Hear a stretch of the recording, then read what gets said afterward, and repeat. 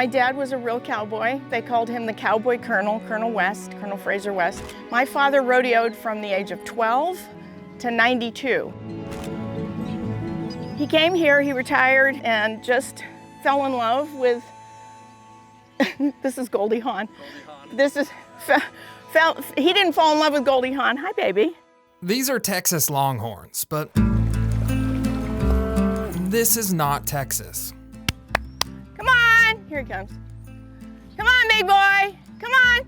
Welcome to Westhaven Longhorns in Ione, California, an award-winning family-run cattle ranch that's been operating in the grasslands of Amador County since 1973.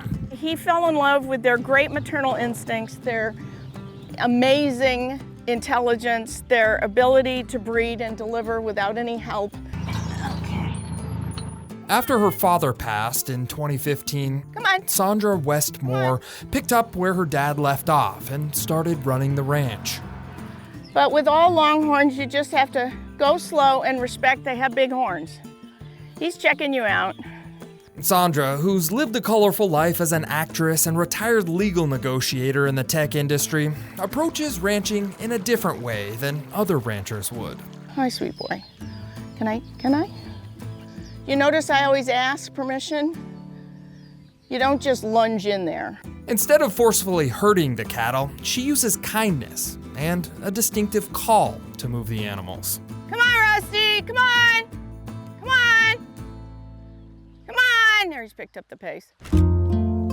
Sandra says her father chose to raise Longhorns because of their gentle nature and historical significance. What are Longhorns exactly? Longhorns are a very important breed in the United States.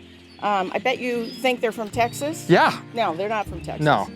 Christopher Columbus brought the first Longhorns to America in 1493. Sandra says the origins of Texas Longhorns can be traced back to Africa, but when they were brought to North America, the cattle lived a semi-feral existence on rangelands in Mexico and later in Texas and other parts of the U.S. Can I ask you something about these horns here? Why are they so long? Well, they're survival animals. So in the South, they developed into lateral shapes to knock the moss out of the tree. In the West, like her, they developed a more forward scoop to toss wolves.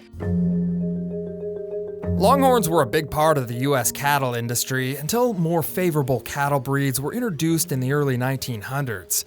In fact, Texas Longhorns nearly went extinct had it not been for the U.S. Forest Service, who saved and bred a small herd on the Wichita Mountain Wildlife Refuge in 1927. And now every Longhorn in the United States can trace their lineage back to the 1920s to the Wichita Reserve.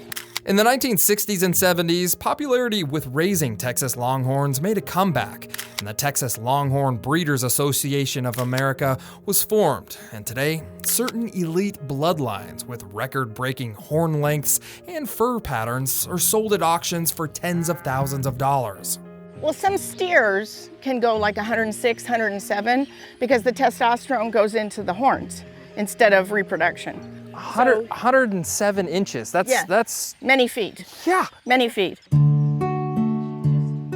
Like any cattle ranch, Sandra raises Longhorns for breed stock and beef. But these days, her main focus is carrying on the tradition of raising these historic animals. If you raise these animals right, they're peaceful.